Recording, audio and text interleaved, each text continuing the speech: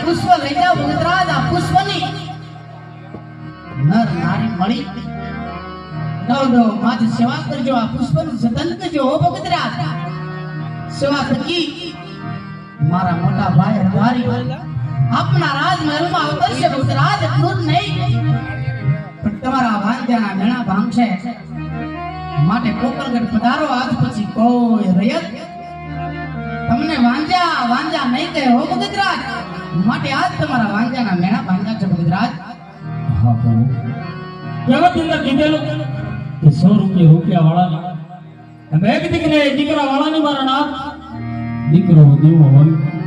આપણા જીવન જગતમાં પૂજવા લાયક હોય તો આપે કારણ મારે તો હજી પરમાર્થનું કામ પણ બાકી છે કે મારવાડની ધરતી ઉપર ગેરબા નામનો રાક્ષસ હાહાકાર મચાવી રહ્યો છે મનુષ્ય કે પક્ષી કોઈ પણ જેવી જાત નથી રહેવા દેતો આનો કઈ ઉપાય હોય તો કહો મારા નાથ રાજ રાજવી હજમલના પ્રાણ તમારા ચરણમાં છે પ્રભુ વાહ ભગતરાજ બસ તમારા મુખથી સાંભળ્યું કે હા તમે સ્વાર્થમાં કેવો ભગતરાજ તમે તો આજ પ્રજાજનોનો રેતન કોઈ પણ સારું કરવા આવ્યા છો ભગતરાજ માટે પ્રભુની આશા કરતા હોય ને ભગતરાજ ભાઈ તમારે પણ કૃષ્ણને વસન આપવું જોઈએ ત્યાર પછી જે ભેરવા રાક્ષસની વાત કરો છો તમારા સવારા તો પરમા રક્ષા કાર્યના કામ પૂર્ણ કરી પણ આય ભગતરાજ તમારે પ્રભુને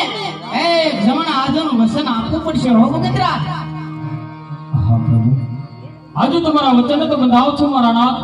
પણ વચનની અંદર જે માંગવા જેવું હોય ને એ જ માંગજો પ્રભુ હા ભગતરાજ પ્રભુ પર વિશ્વાસ રાખો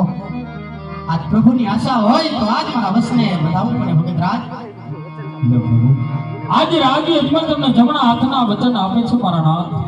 વાહ ભગતરાજ સાંભળો મારી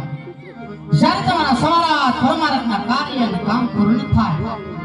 જ્યારે ભેરવા રાક્ષસને ભોમાં ભંડારી તો ભગતરાજ જ્યારે મારી 14 વર્ષની ઉંમર થાય ભગતરાજ